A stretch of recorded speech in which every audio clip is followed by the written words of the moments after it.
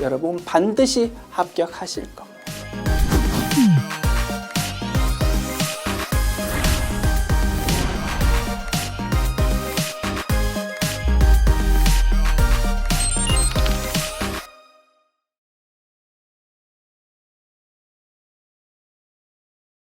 안녕하세요. 전산회계 1급 특별회차 기출문제 이론편 보겠습니다. 문제 1번. 다음 중 재무제표에 대한 설명으로 옳지 않은 것은 1번.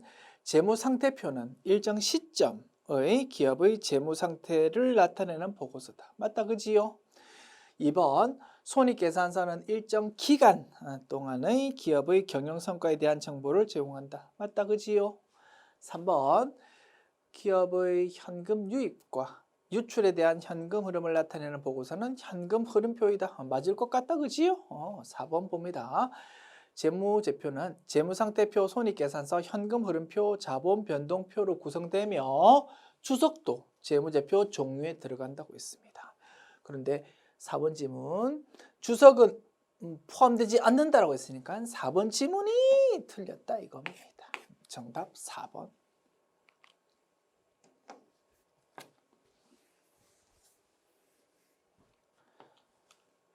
문제 2번. 다음 설명은 재고자산의 원가 흐름의 가정 중 어떤 방법에 해당하는가 봅시다. 나중에 매입한 상품을 먼저 판매한다는 가정하에 뭡니까? 후입선출법 되겠다. 그죠? 정답은 2번 되겠네. 계속 읽어봅니다. 그러한 가정하에 출고단가를 산정하는 방법으로 가장 최근 매입분이 매출원가로 기록되고 그러다 보니까 수익비용 대응이 좀 적절하게 이루어진다는 장점이 있었다 이겁니다. 반면 기말 재고자산이 아주 오래전에 구입한 쾌캐 묵은 물건으로 그렇게 구성되어 있다 보니까 시가와 가깝게 표시되지 않는다라는 단점이 있었다 이겁니다. 됐죠? 후입선출법에 대한 내용이었다. 문제 3번. 자본적 지출과 수익적 지출에 대한 회계 처리의 오류로 인하여 발생하는 영향에 대해 빈칸 A와 B에 각각 들어갈 말로 모두 옳은 것은 워낙 자주 출제되는 중요한 주제였다 이겁니다. 그지요? 별표 쳐야 되겠다 그죠? 별표 쳐서 잘 다시 한번 개념 잡아주자. 자, 유형자산 취득 이후의 지출은 자본적 지출과 수익적 지출로 나온다고 했습니다. 자본적 지출은 의미가 뭐라고요? 성능을 향상시키다든가 수명을 연장시키는 지출이기 때문에 자산으로 회계 처리한다.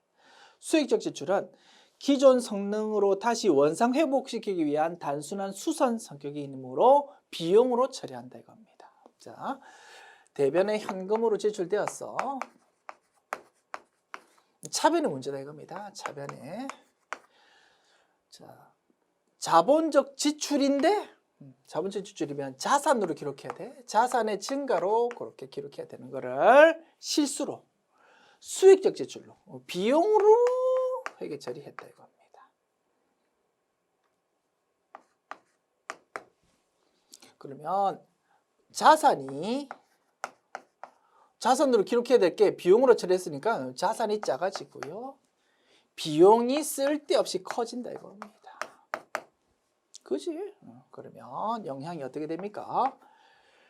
수익은 등장하지 않았어. 비용이 쓸데없이 커졌으니까 당기순이익은 작아진다 이겁니다. 그리고 마지막 확인. 당기순이익 영향은 고스란히 자본으로 간다 그지? 자본이 작아진다 이겁니다. 마지막 확인합니다. 재무상태표 요소 3가지로 검산한다. 자산, 부채, 자본이 있을 때 자산이 작아졌어. 부채는 등장한 적이 없어. 그러면 자본이 작아져야만 왼쪽 합계, 오른쪽 합계가 그대로 유지될 거다 이겁니다. 일치할 거다 이겁니다. 오케이. 내가 이렇게 분석한 것이 맞구나라는 걸 최종 확인할 수 있습니다. 이게 결론이다. 요 말로 옳은 거를 찾으랍니다. 자, 자산이 작아지고 비용이 커지고 당기순이익 작아지고 자본은 작아지고 이렇게 정리되었다. 정답은 과소과대라고 되어 있는 과소과대 4번이 정답 되겠습니다. 지웁니다.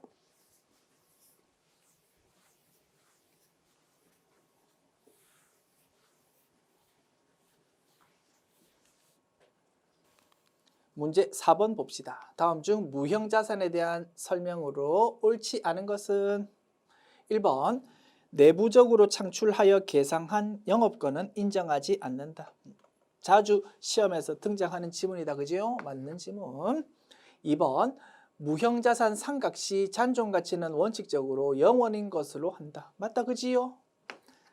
3번 장기간에 걸쳐 영업활동에 사용할 목적으로 보유하는 물리적 형체가 없는 자산이다. 맞을 거다. 그지요? 유형자산은 장기간에 걸쳐 영업활동에 사용할 목적으로 보유하는 물리적 형체가 있는 자산이고 유형자산, 무형자산은 나머지 내용은 똑같고 물리적 형체가 없다. 그 부분만 차이가 있다 이겁니다. 4번 무형자산의 상각은 취득 시점부터 시작한다 라고 되어 있는데요. 이게 틀린 지문입니다.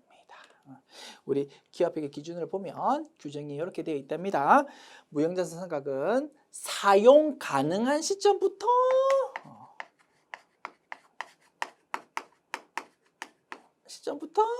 시작한다라고 규정되어 있다 이겁니다. 됐죠? 취득만 했을 뿐 아직 사용할 수 없는 상황이라면 아직 가치가 감소되는 거가 시작 안 되었다라고 보는 모양입니다. 됐습니까? 그래서 4번이 틀린 지문. 지웁니다.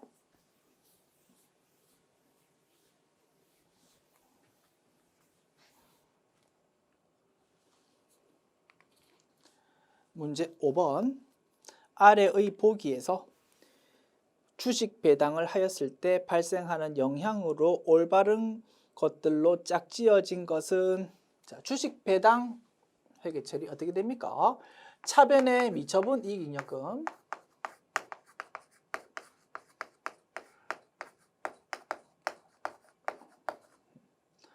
그리고 대변에 미교부 주식 배당금이라는 자본 조정에 해당하는 계정 과목 잠깐 등장했다가 사라지면서 결국 뭘로? 자본금으로 회계 처리된다 이겁니다. 그치요? 이것이 주식 배당입니다. 차변 미처분 이익잉여금은 뭐에 해당한다고요? 이익잉여금에 해당한다고요. 이익잉여금이 감소되고요. 자본금이 증가하는 것이 주식 배당이고 자본 총액으로 따지면 변동이 있다 없다? 전혀 없다 이겁니다. 차변 자본의 감소, 대변의 자본의 증가니까 자본 총액은 전혀 변동이 없는 것이 주식 배당입니다. 자, 주식 배당 했을 때 발생하는 영향으로 올바른 것만 열거해 보십시오라는 문제다. 그지요? 자본금이 증가한다? 맞습니다.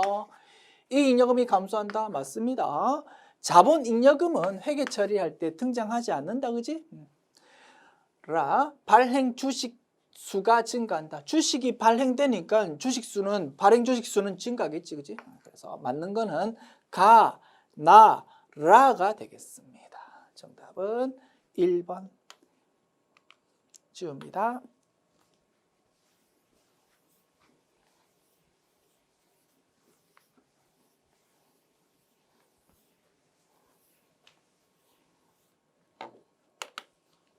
문제 6번. 다음의 자료에서 비유동 부채에 속하는 계정들의 금액 합계는 얼마입니까? 봅시다. 비유동 부채 찾으래요.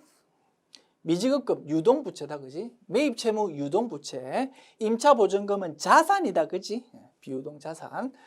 퇴직급여 충당 부채가 비유동 부채. 유동성 장기 부채 유동 부채. 사채 비유동 부채. 그래서 비유동 부채는 두 가지 항목이다. 그지? 65만 원 되겠습니다. 정답 1번.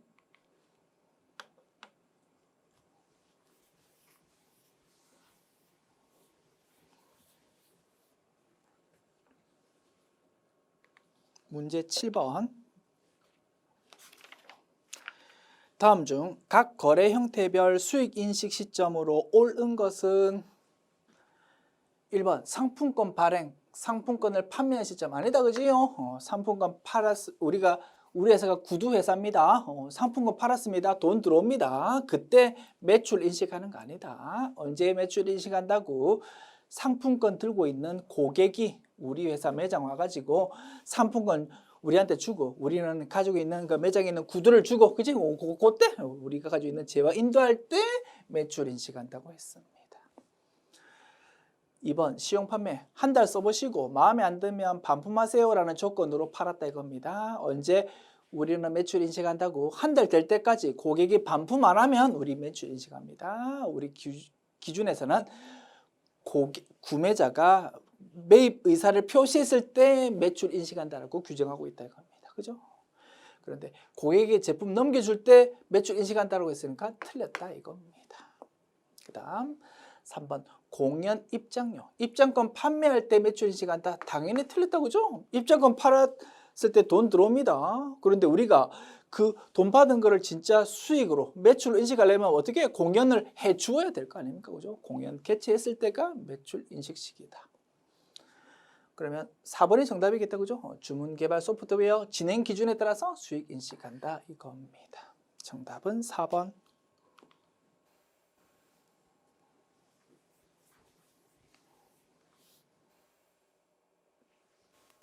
문제 8번. 다음 자료를 이용해서 매출 총이익을 계산하십시오. 자, 매출액에서 매출원가 뺀 것이 매출 총이익이다, 그지요? 매출액 계산해 봅시다. 매출액, 총 매출액을 말하는 모양이다, 그지? 여기서 혹시라도 매출 환입, 매출 애누리, 매출 할인 같은 거 있으면 빼야 될 거다, 그지요? 있습니까? 없네요. 오케이, 없어. 그러면 매출액은 그냥 170만 원이다라고 결론 낼 수 있습니다. 그 다음에 매출 원가 계산합시다. 자, 매출 원가 기초 재고에서 단기 매입 더합니다. 그리고 기말 재고를 뺍니다.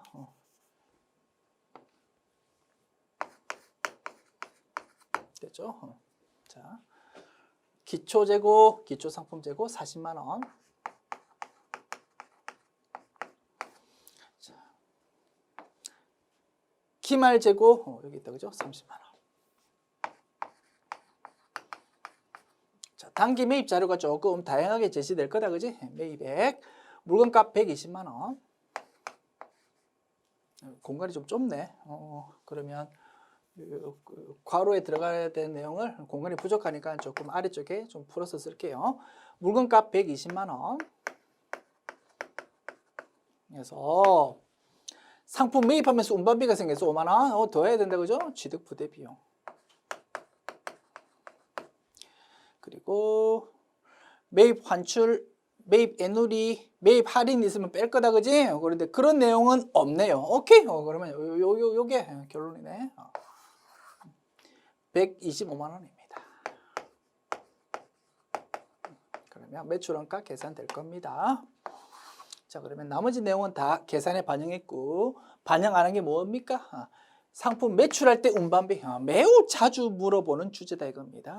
상품 매출이라는 주된 영업활동이면서 자산을 처분하는 과정에서 운송비가 생겼다. 어떻게? 판관비에 해당하는 별도 비용으로 처리한다고 했습니다. 됐죠? 요거는 판매비와 관리비에 해당하니까 매출 총이익 계산할 때는 전혀 사용되지 않는다가 결론입니다. 아시겠죠? 이런 게 이 문제의 핵심 포인트가 됩니다. 자, 그러면 진짜 매출원가 계산합니다. 40만 원 플러스 125만 원 마이너스 30만 원 하면 135만 원입니다.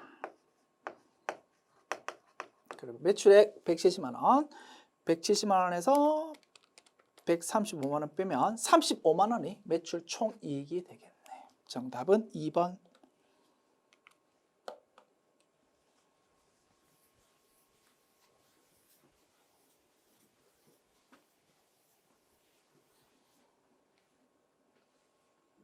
문제 9번. 다음 중 제조 간접비로 집계되는 항목이 아닌 것은 1번 공장 감가상각비, 2번 공장 임차료, 3번 원재료 구입 운반비, 4번 공장 전력비.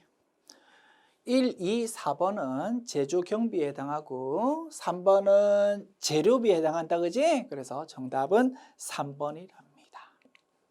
자, 그런데 정답은 3번인데요. 제조 간접비는 사실은 무엇으로 구성되어 있습니까? 간접 재료비, 그리고 간접 노무비, 그리고 제조 경비, 이렇게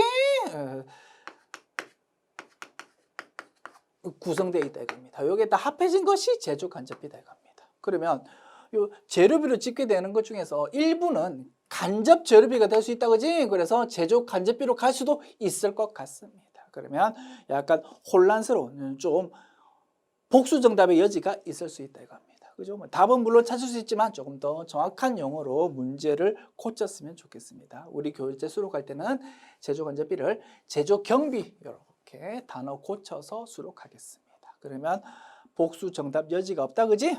동그라미 3번은 재료비이기 때문에 정답 3번이고요. 우리 교재 문제 이렇게 수정합니다.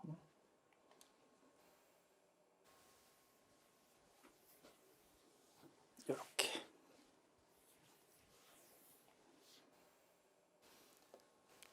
문제 10번 봅시다.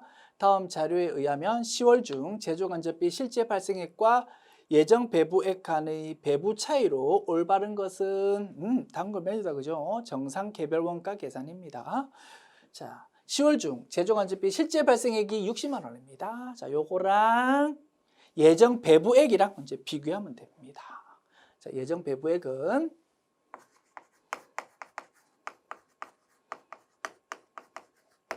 예정 배부율에서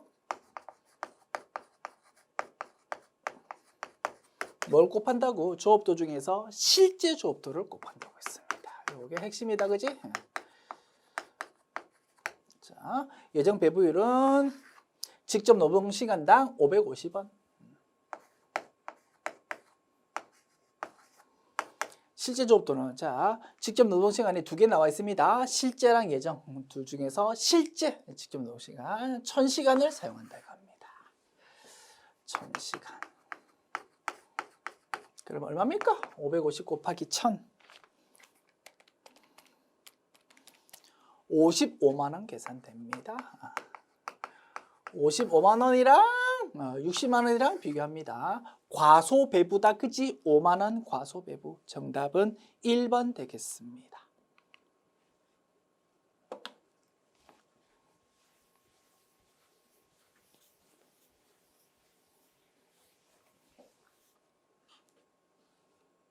문제 11번. 다음 중 개별 원가 계산과 종합 원가 계산의 차이점에 관한 내용으로 가장 옳지 않은 것은? 자, 개별 원가 계산, 종합 원가 계산 비교하는 겁니다. 자, 1번. 선박 세척일 경우 각각 별도로 원가를 집계한다. 맞다, 그지? 선박 한 개 만드는데 여러 사람이 달라붙어야 된다, 그지? 그 선박 한 개에 대해서 이제 원가 집계한다 이겁니다. 종합원가 계산. 자동차 100대일 경우 모두 묶어서 원가를 집계한다. 100대가 만들어지려면 컨베이어 벨트 타고 100대가 쫙 순서대로 만들어질 거다, 그지? 그거 단위로 집계하는 것이다. 2번. 제조간접비 배부의 정확성이 제일 중요하다, 그지? 그 다음에 종합원가 계산. 완성품 환산량 계산해서 그걸로 단기 완성품이랑 기말 제공품이랑 이렇게 정확하게 나누는 게 중요하다, 그지? 그거를 기말 제공품 평가의 정확성이 중요하다라고 이렇게 표현했네요. 조금 마음에 안 드는 문구지만 뭐 맞다라고 판단할 수 있겠습니다. 넘어갑니다. 3번. 여러 가지 개별 제품의 주문 생산일 경우 적합하다, 그지? 주문 생산. 그 다음에 종합원가는 단일 제품의 연속 대량 생산, 컨베이어 벨트, 파이프라인 뭐 이럴 때 적합하다. 4번. 개별 원가 계산. 직접 재료비와 가공비로 분류해서 집계한다. 틀렸다, 그죠? 직접 추적할 수 있는 직접비랑 배부해야 되는 제조 간접비로 분류했었습니다. 그래서 직접비와 제조 간접비로 분류한다. 요게 개별 원가 계산이다 이겁니다. 그다음 종합원가 계산은 원가 투입 시점이 어떠냐로 구분한다 그지? 생산 공정의 초기에 몰빵으로 투입하는 재료비랑 공정 시점에 걸쳐서 야금야금 투입하는 가공비랑, 그죠? 재료비랑 가공비로 구분했었다 이겁니다. 재료비랑 가공비로 분류한다.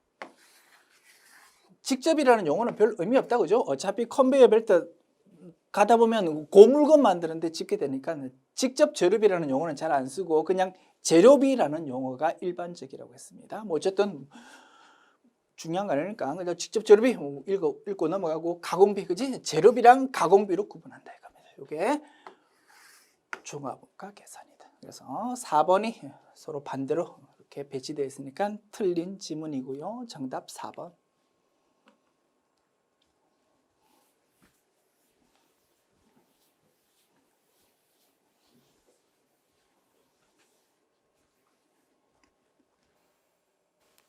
문제 12번 봅니다. 다음 중 공손품에 대한 설명으로 가장 옳지 않은 것은 1번 정상 공손 원가는 제품 제조 원가에 포함된다. 그지요? 2번 비정상 공손 원가는 영업 외 비용으로 처리한다고 했습니다. 영업 외 비용이어야 되는데 영업 비용이라고 했으니까 틀렸다 이겁니다. 됐죠? 정답 2번. 3번 정상 공손은 제품을 생산하는 과정에서 불가피하게 발생한다.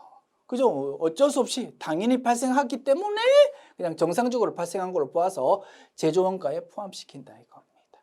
그와 달리 비정상 공손은 우리의 부주의로 발생한 겁니다. 얼마든지 없앨 수 있다 이겁니다. 그래서 비효율적인 생산 관리로 인해서 발생하기 때문에 없앨 수 있는 걸 못 없앤 거기 때문에 이거를 영업 외 비용으로 처리한다고 했었다 이겁니다.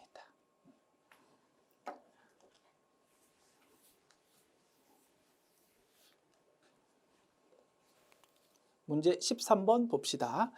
부가가치세법상 영세율 적용 대상 중 세금 계산서 발급 의무가 있는 것은 영세율 대표적인 항목이 수출이었다, 그죠? 한글도 모르는 외국 법인에 수출했다고 세금 계산서 발급해봤자 의미가 없을 거다, 그지요? 그래서 대부분의 영세율 거래는 세금 계산서 발급 의무가 면제되었다 이겁니다. 그러나 영세율 적용되더라도 반드시 세금 계산서 발급해야 되는 게 있었다, 그지? 뭡니까? 공급하는 사람이랑 공급받는 사람이 전부 다 국내 사업자인 수출의 하청 거래, 즉 내국신용장 구매 확인서에 의해서 공급하는 재화의 경우에는 반드시 영세율 세금 계산서를 발급해라라고 규정하고 있었다 이겁니다. 그거를 물어보는 거다, 그지? 자, 영세율 적용되지만 세금 계산서 반드시 발급해야 되는 거는 동그라미 2번 구매 확인서에 의해서 재화를 공급하는 것이 되겠습니다. 그렇죠? 정답은 2번이고요. 다만 구매 확인서에 의한 수출 재화 좀 어색한 용어 같다, 그지? 그래서 우리가 공부했던 용어 구매 확인서에 의해서 공급하는 재화라는 걸로 지문을 고쳐서 수록하도록 하겠습니다. 정답 2번. 문제 14번. 다음 자료에 의하면 일반 과세 사업자인 주식회사 무릉의 부가가치세 납부세액은 얼마일까요? 라고 물었네요. 납부세액은 의미가 뭐라고요? 매출세액에서 매입세액 공제에 받을 수 있는 매입세액을 뺀 것이 납부세액이었습니다. 됐습니까? 계산해 봅니다. 전자세금 계산서 발급에 의한 제품 매출액 700만 원 부가가치 별도. 그러면 이 부분 10% 부가가치세 매겨지면서 그게 매출세액이 된다, 그지? 700만 원 곱하기 10% 70만 원이 매출세액입니다. 70만 원. 자, 그 다음에 신용카드에 의한 원재료 매입액, 매입세 공제 가능하고요. 275만 원의 공급대가랍니다. 공급대가는 의미가 뭐라고? 물건값 플러스 부가가치세가 공급대가다, 그지? 그러면 자, 요 275만 원은 어떻게 구분할 수 있다고? 물건값 275만 원 곱하기 110분의 100 한 것이 물건값이다, 그지? 2750000 곱하기 100 나누기 110 하면 250만 원입니다. 요게 물건값이고, 그리고 25만 원이 부가가치세다 이겁니다. 25만 원 매입세 공제 받을 수 있다, 그지? 매입세 공제 받을 수 있는 매입세 25만 원. 그 다음에 세금연서 받았고요. 세금연서를 받고 구입한 거래처 선물 구입비 30만 원. 부가가치세 별도랍니다. 우리가 선물 구입해가지고 세금연서 받았습니다. 거기 물건값 30만 원, 부가가치세 3만 원이라고 세금연서에 적혀 있다 이겁니다. 여기 적혀 있는 3만 원. 매입세 공제 된다 안 된다? 안 된다 이겁니다. 왜? 접대비 관련 지출이니까. 됐습니까? 그래서 매입세 공제 받을 수 있는 부가가치세는 여기서 없다 이겁니다. 그래서 매입세 공제 받을 수 있는 부가가치세는 only 25만 원밖에 없고, 그래서 납부세액은 70만 원에서 25만 원 뺀 45만 원이 되겠습니다. 풀만하지요? 정답은 4번 지웁니다.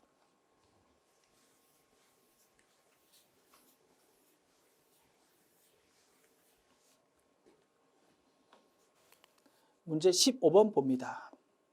다음 중 세금 계산서 발급과 관련한 내용으로 틀린 것은? 이라고 묻고 있네요. 자, 문제 풀기 전에 제가 말씀드립니다. 이 문제 복수 정답이 인정된 문제고요. 그리고 앞으로도 요 지문 내용 중에서 몇 가지 내용은 앞으로 출제될 가능성도 희박하다 이겁니다. 그래서 이 문제에 대해서 크게 스트레스 받을 필요 없고, 다만 제가 설명은 열심히 한번 해보겠습니다. 가볍게 드러나 보십시오. 됐습니까? 출발합니다. 자, 세금계산 발급과 관련해서 틀린 거 찾는 문제. 1번 지문.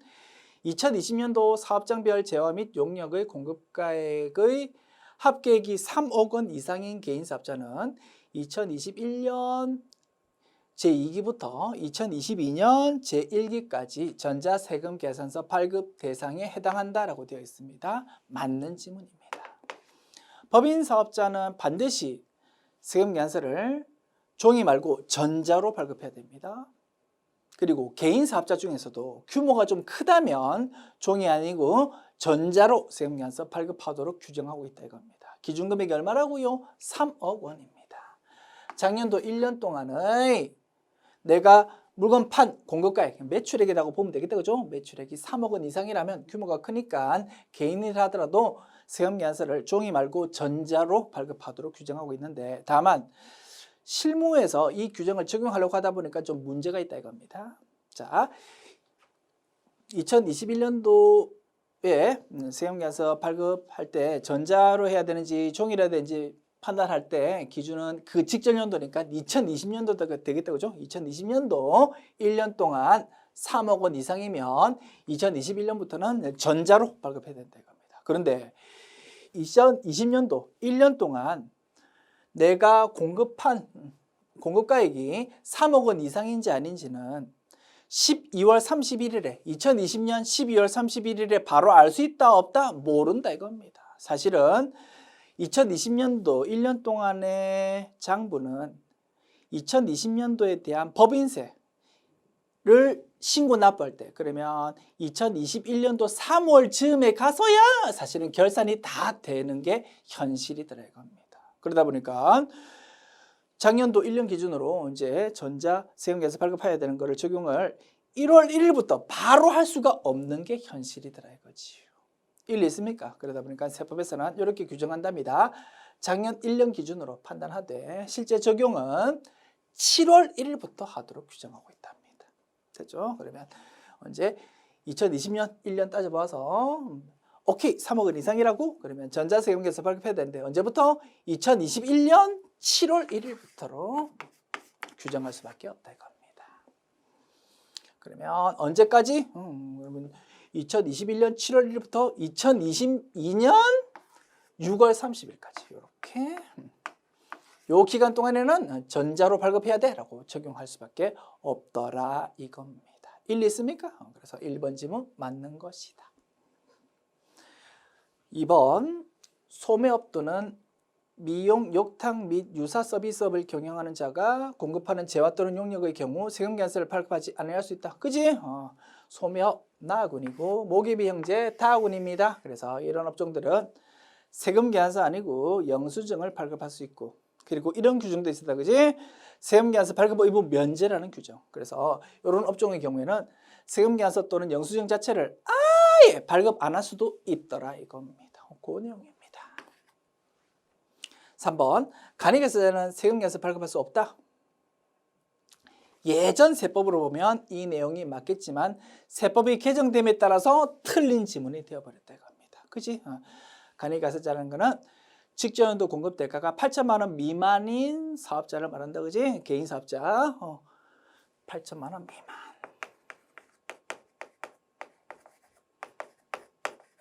자, 이런 개인 사업자가 간이계산서자인데, 간이계산서자는 다시 세금계산서 발급할 수 있냐 없냐를 따질 때는 다시 두 개로 나눈다고 했다. 그지? 그때 기준은 4,800만 원 미만이라는 걸로 따진다고 했습니다. 그죠? 간이계산서자 중에서 신규 사업자이거나 또는 작년도에 장사했는데 공급 대가가 4,800만 원 미만인 그런 간이계산서자는 세금계산서 발급할 수 없다고 했습니다.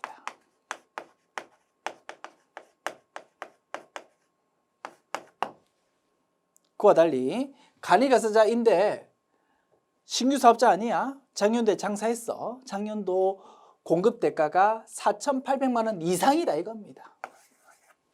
그러면서 8천만 원은 미만이다 이거지. 그지? 요 동그라미 표시한 요 부분에 있는 사람은 간이과세자라 하더라도 세금계산서 발급할 수 있다고 했습니다.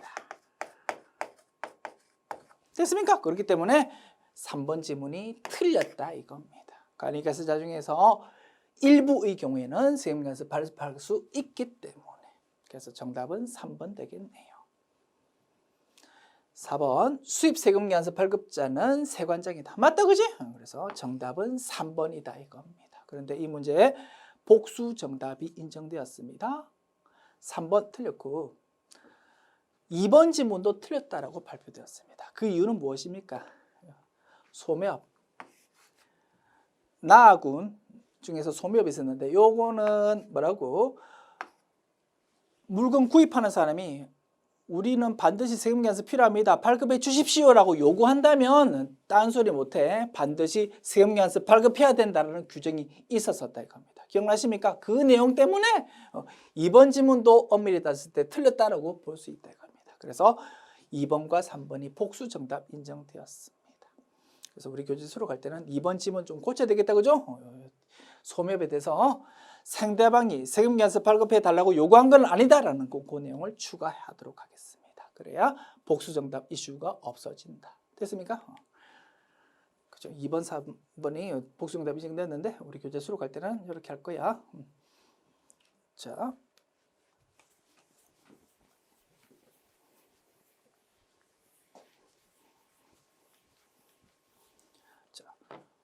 됐죠? 소매업 뒤에 요 내용을 끼워 넣을 겁니다. 됐죠? 그러면 2번 지문 맞다라고 판단할 수 있고요. 3번 지문도 사실은 좀 마음에 들지 않는다고. 그죠? 간이계산서 중에서 일부는 세금계산서 발급 못하고 일부는 세금계산서 발급할 수 있는 거잖아. 그지? 그래서 3번 지문이 확실하게 틀리려면 지문이 조금 수정돼야 돼. 모든 간이계산서자는 세금계산서 발급할 수 없다라고 해야 이제 여기 확실하게 틀렸다라고 판단할 수 있다 이겁니다. 아시겠죠? 이렇게 좀 불필요한 혼란 줄일 수 있도록 좀 지문을 좀 보완해서 수록할 겁니다. 자, 그리고 동그라미 1번 지문도 제가 열심히 설명은 드렸지만 요 내용으로 교체해서 교재에 수록하겠습니다. 법인사업자는 전자세금계산서로 발급해야 된다. 종이 안 되고 반드시 전자다. 그지? 그래서 확실히 맞는 지문으로 수정했습니다. 그 이유는 이겁니다. 동그라미 1번 내용 제가 열심히 설명했는데 이 부분이 세법이 개정될 예정이랍니다. 됐죠? 그래서 2021년도에 세금계산서 전자로 해야 되는지 종이로 해야 되는지 판단할 때는 기준금액이 3억 원이었어.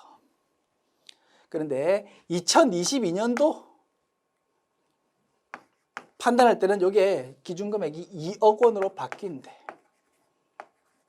2022년도 따질 때 직전 연도니까 그러면 2021년도 1년 동안을 말한다 그지. 그때는 2억 원 기준으로 따져야 된답니다. 세법이 개정되었어. 그 다음에 2023년도에는 나중에 시행될 건데 미리 세법 개정안이 발표가 되었어. 그때는 기준금액이 1억 원으로 바뀐대. 또 바뀔 예정이야, 세법이. 그런데 진짜 바뀔지는 그때 가봐야 아는 겁니다. 국회에서 통과가 돼야 시행될 거 아닙니까? 그래서 3억 원에서 2억 원에서 1억 원으로 계속 지금 세법이 개정되는 게 예정이 되어 있기 때문에 이 문제는 전산회계 1급 자격시험에서 앞으로 출제될 가능성은 거의 없습니다. 세법 개정에 대해서 민감한 내용은 전산회계가 아니고 전산세무 자격시험에서 물어볼 거다 이겁니다. 그리고 이러한 내용처럼 계속 이렇게 금액이 바뀌는 거는 안내 기간이 좀 부족하다 그지. 그래서 시험에서는 잘 건드리지 못한다 이겁니다. 무리감이 있기 때문에. 그래서 동그라미 1번 지문 제가 열심히 설명을 드렸지만 앞으로 당분간은 시험에서 구경하기 어려운 지문이다 그지. 그래서 우리 수업 목적에서 별로 도움이 안 된다고. 그래서 수업 목적에 맞는 지문으로 1번 지문을 이렇게 좀 수정해서 교재 수록하려고 한다 이겁니다. 아시겠죠? 이렇게 교재 수록할게요. 됐습니다. 지금까지 특별회차 기출문제 풀어보았습니다. 수고하셨습니다.